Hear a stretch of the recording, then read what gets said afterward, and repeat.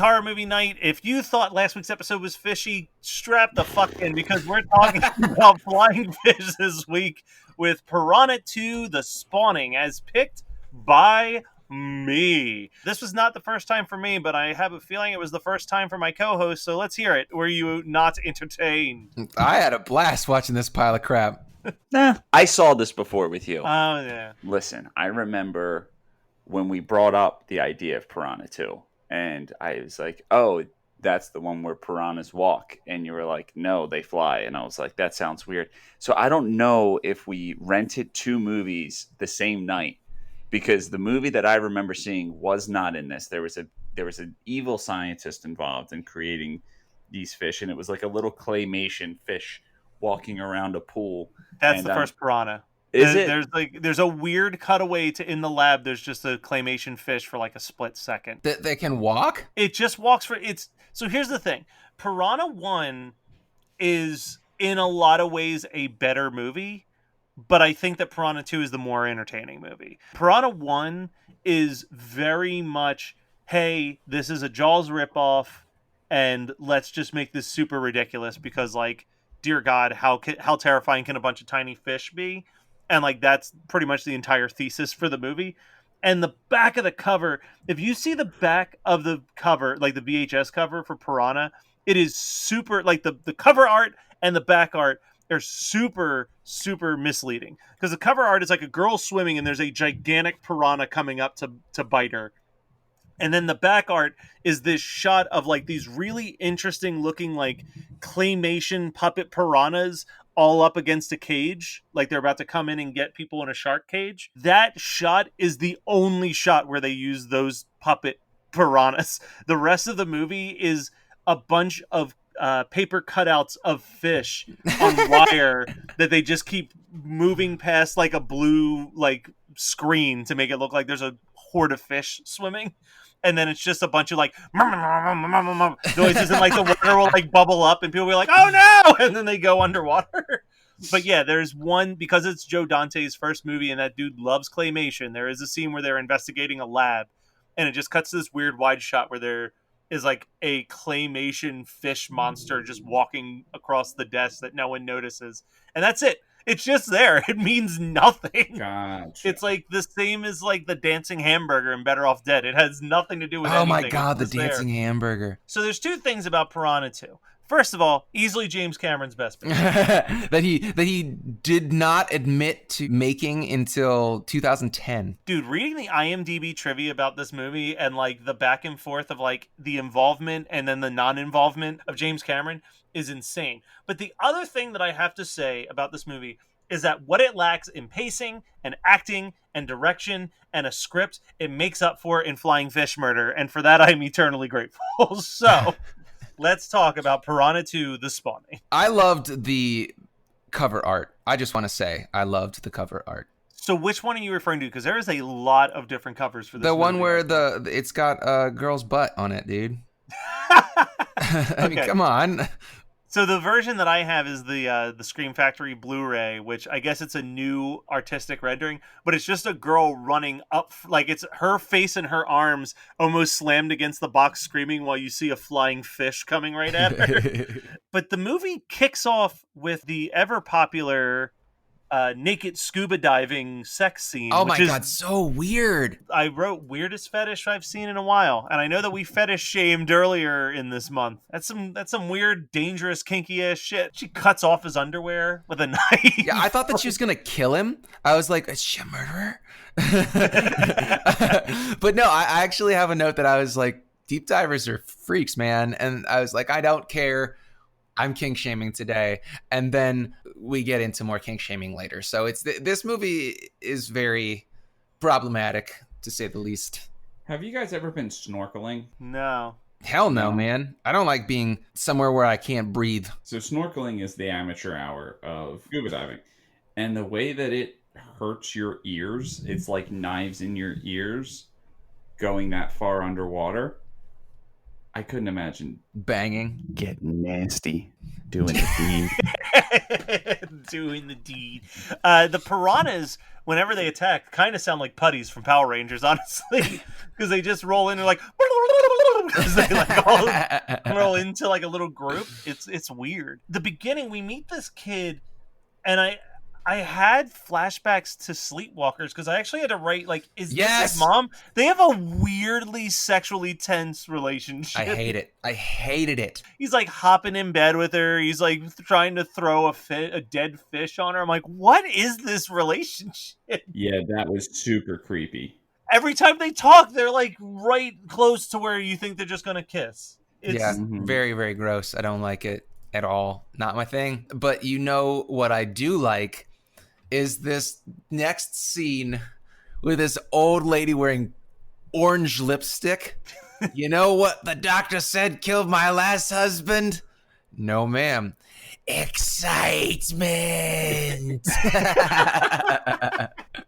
Fucking amazing. So I have another note that I want to read verbatim that says, we're 18 minutes into this movie and they've already stopped trying to explain why people are topless at this point. Wait, who is topless? It just cuts to the two girls just on a boat, just having like a topless conversation for a little bit. Yeah, that's right. Like there is so much nudity. But that's actually, I don't think there is that much nudity because there were the naked divers, so you got to see a boob until she got eaten. Until the boob got eaten. And then you see the two girls talking for a minute, but that's it. Like, no one else gets naked, right? The sex scene with the mom is just implied. Fair enough. It starts off with a lot of nudity, though. In 20 minutes, we see a lot. And then they introduce my favorite character, who's Mel the chef. Oh, my God. He kind of sounds like if Jimmy Stewart was playing Stanley Spadowski in UHF. Oh, man. Like, he's just like, well, I don't know. I could make you a dinner. Wow. Just like, what is happening with this guy? The best thing about him is that she's like, have you ever made it with two girls? And I'm like, dude's never made it with one. Yeah, you know? I haven't made it with one. He's like, he comes in his pants at the concept of touching a woman. Hey, Scott, remember I talked about the little segment that I thought we should have on this show? Yeah. Hey, Matt, what part made you cry in this movie? I didn't necessarily cry, but I was very upset when they were making fun of Mel the chef and just had him throw all the food on the boat, and then they just sailed away and left him abandoned. Maybe he shouldn't have been a dumb shit who like put the food on and then they were like, here, throw us the rope. Like, he's not all there. He's Mel. He's like the fucking guy in Werewolf on Wheels who they like sexually assault in the bar or whatever. Yeah, but I don't know. That one, that got me a little. I was like, oh, Mel. So we get this reveal of a body. So the mom teaches scuba diving. She goes underwater, and they find someone who basically just has their lower jaw, like, gnawed off. And I love that the explanation is like, well, it must have been a shark. Because, like, I don't know any shark attack in history that was just like a little bit of num on the jaw and then called it a day. Man, they really fucked up not calling this movie Num. Piranha II, the num. But before that, we get the mom say, "See you later, alligator," to her son, right? Mm-hmm. Yeah. So that means 2 movies that Matt picked in a row where they do that stupid fucking "see you later, alligator" like tongue-in-cheek shit. After a while, crocodile. Oh my God. In a while. Did he just say after a while? Yeah. Oh my God, Matt. Oh, you are so lost. Where am I? This is not my beautiful house. Anyway. This is not my beautiful card. But then the guy that the mom eventually bangs, who is, spoiler alert, like a double agent scientist who worked on the project that made the killer flying piranhas, he goes, "Do you dive on the first date?" Which is, that's a reference to cunnilingus. Yeah. Ooh. So here's the big reason why I picked this movie. And this is gonna sound sarcastic. It is absolutely not. That first flying fish reveal is beautiful. The girl walking through the morgue, she hears the sound, she like looks at the body, and then just out of the guts, you just see this head flop out, and then it flies out, which not one, but two different IMDb trivia pages said that the filming of that scene was the inspiration for the face hugger in Alien reveal. I don't believe it. Poppycock. Poppycock. Malarkey. Well, especially because, like, they keep making a reference like James Cameron directed the first Alien, and he didn't. He made the second one when the face hugger stuff had already been a thing. You know, IMDb trivia is kind of stupid. I love it, though. My favorite thing about IMDb trivia isn't necessarily the trivia, but it's when you stumble upon a particularly dumb one, and then you get to look at the bottom where it has the thumbs up and thumbs down, and you'll see, like, two people out of 70 found this useful, and you're like, yeah, fucking idiot. Like, at a certain point, it should be like, okay, if it's like 90% don't find this interesting, we just remove it from the trivia page. That would require them to actually monitor that shit, and I can't imagine anybody. IMDb is a wasteland. This is true. It is. There are so many fake sequels that exist on IMDb because someone made a page and no one bothered to take it down. I love that this movie, though, is like, it reminds me of, I'm going to say a little bit of that Ed Wood aspect of like, yeah, just hold it and make it look like it's killing you. It's fighting. It's the school of fighting inanimate objects, and I love it. This actually, the nurse's death scene is like really gory. It's really good. I think it's there awesome. are some very good scenes in this movie. Mostly all of them involving people getting attacked by fish. I mean, I think that's what they knew what we were here for, you know? Yeah, and you know what? Kudos to them, or fuck them. I'm not sure where I stand on it just yet, for waiting a good 45 minutes before we get to see the flying fish in action. But it's called tension, Matt. Yeah, well, this is not a movie that needs tension.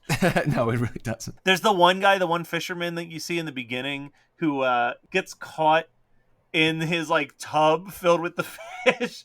And that's like the kid. That's the kid of the fisherman. The kid of the fisherman. But there's like a very like weird. He like tries to get up and like there's a hook that's keeping his shirt in place or something. It's so dumb. It's so dumb how he can't get out of the tub. God, I love this movie. The whole like "we want fish" chant. Oh my god, yes. So I feel no sympathy for those fucking morons because they are like, they're just gonna go and they're called grunions. That's that sounds like something you call your ball sack. You know, like it's not really.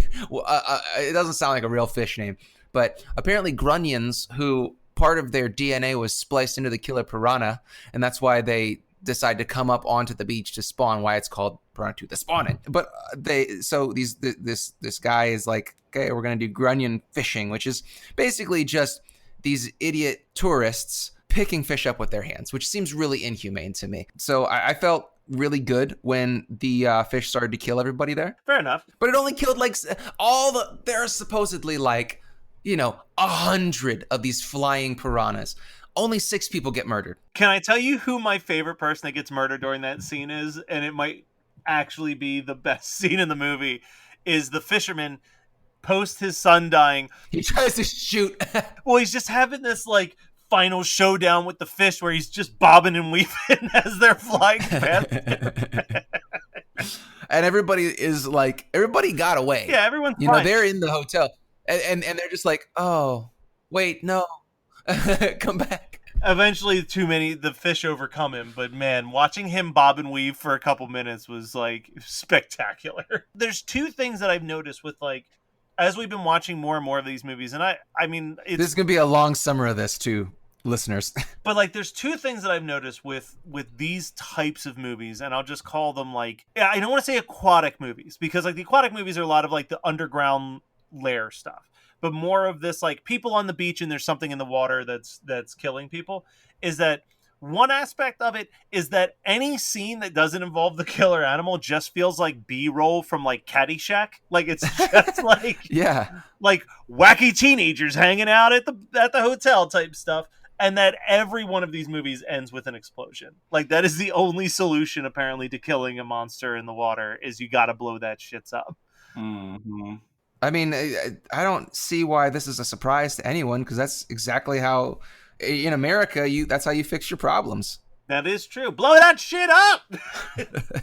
Yeah, I mean, Piranha 2, good time, crazy flying fish effects. James Cameron working his ass off for 5% of the movie and then someone else directing the rest, but he gets all the credit. I mean, But he didn't want the credit. yeah, Lance Hendrickson just strutting out, being like, I'm here. I'm Lance. How you His doing?" hair is so bad.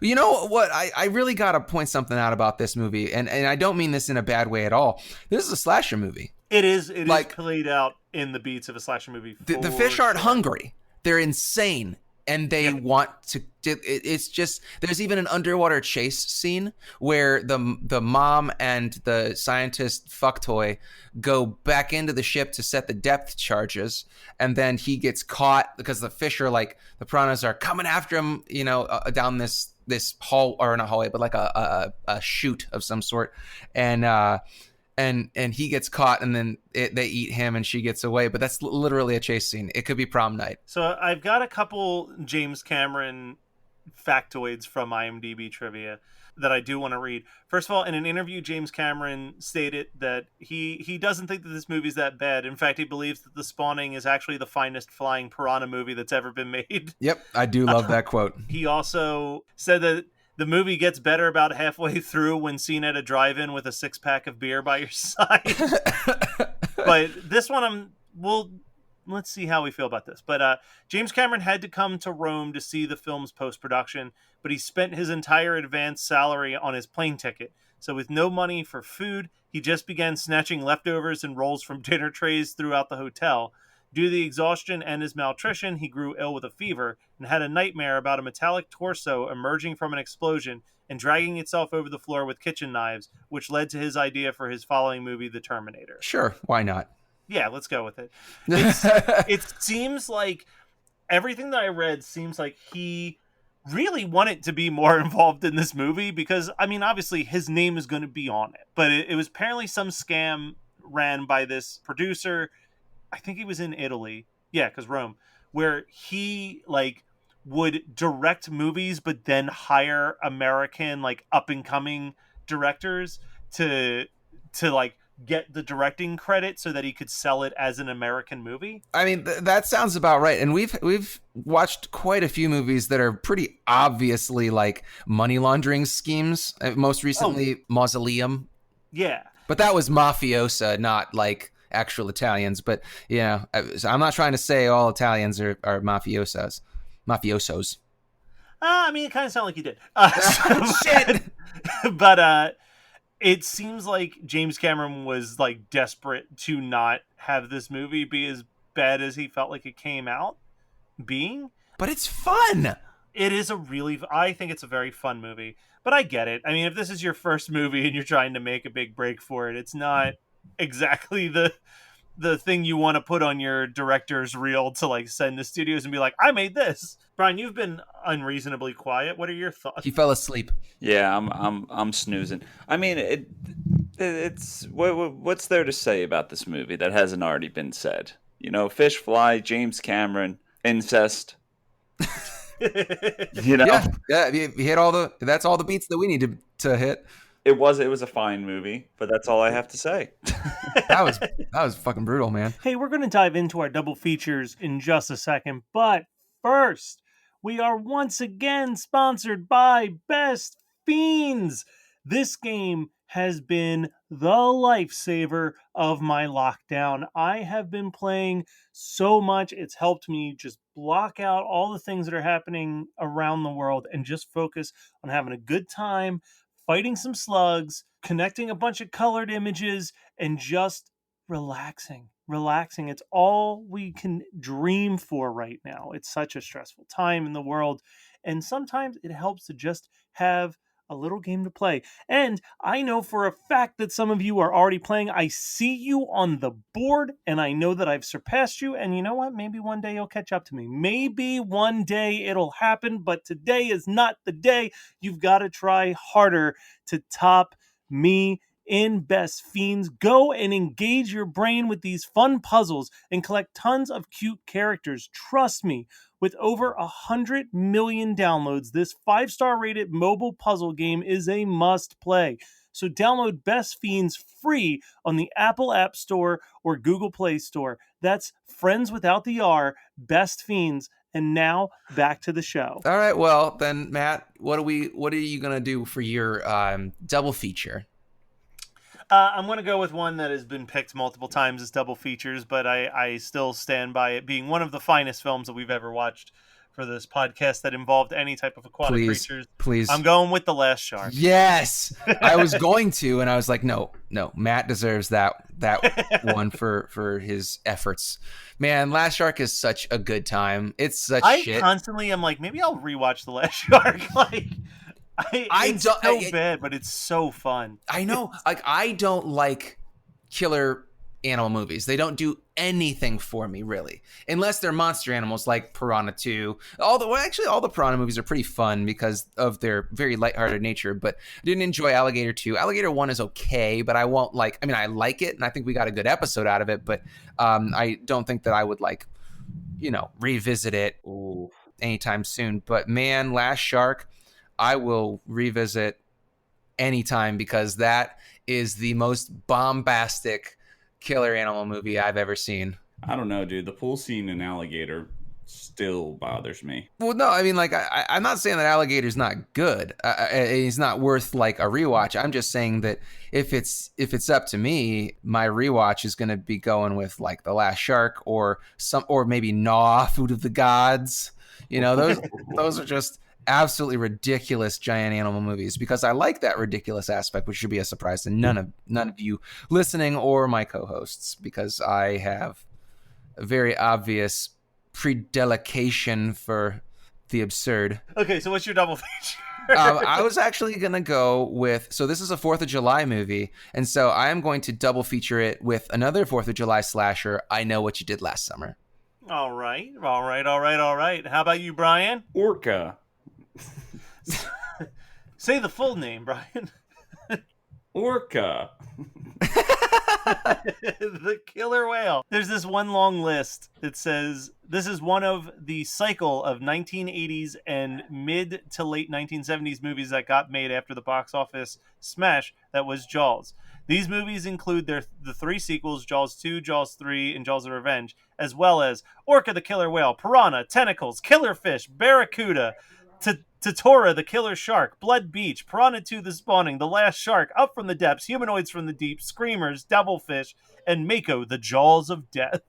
Now, here's the question. Yes, we'll watch all of them at some point. Oh, man. There was one on that list that I had a question Tentacles? about. Tentacles, thank you. Is that an octopus one? That is an octopus one. Is it good? It's all right. It would be pretty low on my list of ones that I would make us watch. But I'll give it a rewatch. There was like a double disc Blu-ray that Scream Factory put out really early on that had that and a different movie that I was trying to actually own. But let's talk about things that we've done, read, seen that we want to promote. I know for me, I just finished reading a really great book written by my friend Jason. He's one of the 2 hosts of Geek History Lesson called Super Soldiers, and it's a pretty interesting book. It doubles as both a memoir as well as a history of comic books, and it is a breakdown of investigating different comic book characters that served in the United States military at one point or another, and then he also uses it to talk about his struggles being a geek, being deployed to Iraq shortly after September 11th, and how like being in Iraq is what got him back into reading comics, because there was, I think it says it was something about like he was deployed and he got a care package, and it was right around when the Ultimates comics first started coming out, and he got an Ultimates package comic in some random care package that was sent, and immediately called his mom and was like, I need you to subscribe my name to Ultimate Spider-Man and Ultimate X-Men and have them shipped to like this location so I can keep up with what's going on in these stories because they're great. And that like led him back into being in comics and not feeling so alone when he was like super far away from everybody. But it's really, really a really interesting and touching book. So I highly recommend it if you're into comics at all. It's got some great history on the background of some of these characters and a couple characters I never knew existed.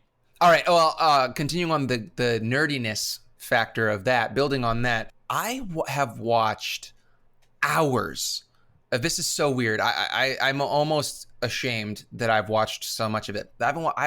Yesterday, I just had hours of this Doom Eternal playthrough playing on my personal computer while I worked.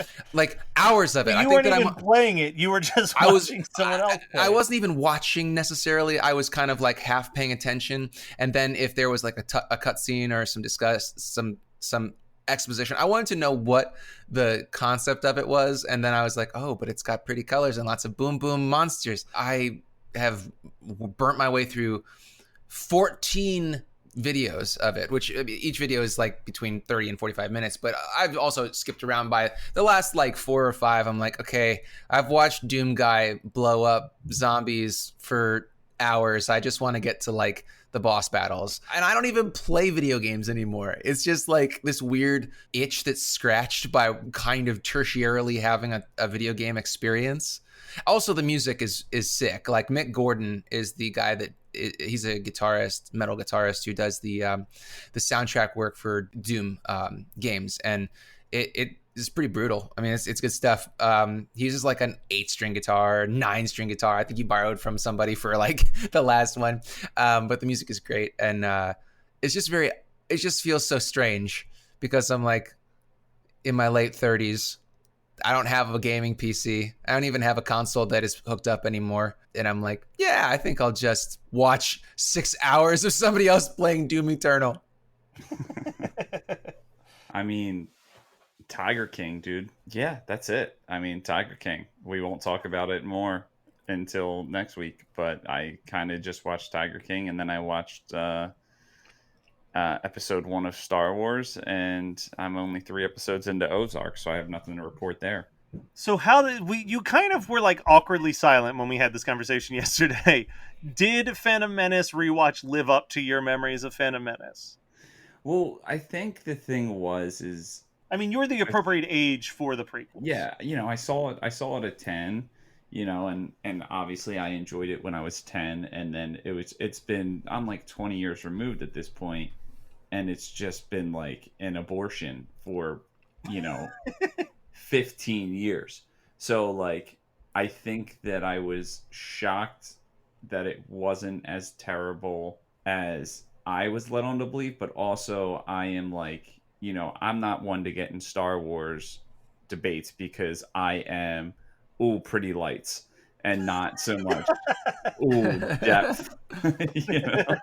So like Star Wars to me is just like a ride. That's always what they've been to me. That's why I never really get in Star Wars debates. It's like going on a ride, and like, I don't care if there's continuity errors. I mean, I do have to apologize. I was a little hard on Chewbacca. Yeah, what the fuck, man? Yeah, Jar Jar Binks is fucking annoying. Yeah, I'm glad you finally saw the error of your ways, Action Boy. Now 69. Listen, Chewbacca is a fucking close second. You know what I mean? He sucks too, but Jar Jar sucks. How dare you? Sucks way All right, more. Sucks eggs. So before I get angry, you've heard it here first. You've got a week to watch Tiger King if you're a couple months behind the rest of the world on watching Tiger King. And then we'll talk about it on here. But that won't be the only strange thing that we're going to talk about in this land of horror movie night. So tune in next week to find out what we're discussing. And we will be back as always, but you can always check out all of our social media. It's found in the episode description notes inside the episode description. Wow, that was a lot that said very little. And we'll be back next week with another horror movie night. A lot that said very little is kind of like our tagline.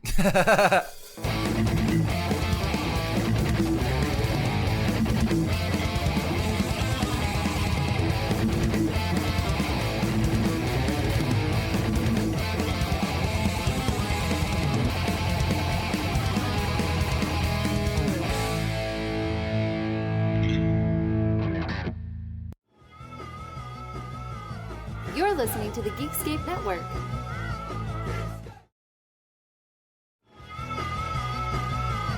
You're listening to the Geekscape Network.